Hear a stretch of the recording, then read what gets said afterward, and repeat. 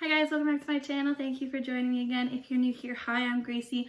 Welcome and thank you for joining. We are going to do something that kind of relates back to one of my earlier videos when I talked about Canadian slang. This is going to be about Canadian top foods that is a must try. I have a list of 6 that I'm going to talk about now, and I might do a part 2 later. There's so many foods in Canada that you have to try, but these are the ones I'm going to start with. The first thing I'm going to talk about is poutine or poutine. I love poutine. I actually had a poutine themed birthday party, and that's how much I love it. If I see it on a menu, I would usually get it. Poutine has to have French fries, gravy, and squeaky cheese curds.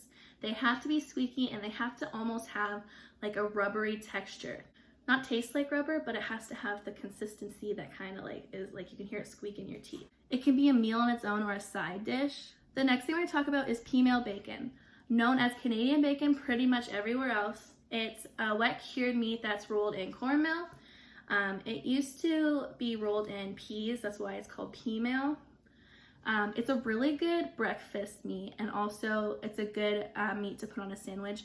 My sister loved it growing up. Like, she used to always want Pimell bacon in the morning, but now I think she's had it so much when she was younger, she doesn't really eat it as much now. But it's really good, like I said before, to put on sandwiches. And my dad makes this really good potato hash the morning after we have like mashed potatoes for dinner. He puts like all the leftover meat, and the Pimell kind of resembles like a ham almost in it. And he fries up the potatoes and all the meat in a frying pan, and he kind of waits till it gets a little burnt, and then he flips it so it's like crispy.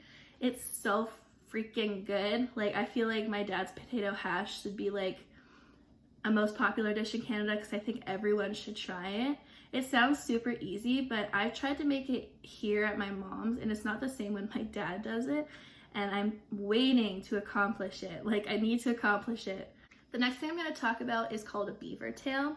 It's just like a donut, but like smushed and stepped on and driven over. It's a flat donut with no hole. It's called a beaver tail because obviously Canada's national animal is a beaver, but however, that's not why it's called it. It looks like a beaver tail. It's just fried dough with sugar. They also now add Oreos or Nutella and bananas. You can pretty much get any topping on them now. I just like the regular one. I also like it with Nutella because I love Nutella. You can pretty much get these almost everywhere you go in Canada. The next thing I'm going to talk about is butter tart. Think of a pie and then shrink it down really, really small to about like this size. Obviously it consists of butter, but it also has sugar and an egg mix. There's like a debate that goes back and forth if they should have raisins or nuts in it or just plain. I prefer it just plain, but it's like a battle. It's like 50-50 in Canada, and also with my dad. The last thing I'm going to talk about for now is called tourtière, or what my family calls tut. It's a meat pie. It's not a dessert because it has meat and you eat it as a dinner meal. It might throw you off because I said meat pie, but if you say tourtière, it sounds better, like edible, like a dinner dish, right? You usually have it around Christmas or cold weather seasons. My grandma makes these around Christmas ahead of time and then freezes them so we can take them out through the year.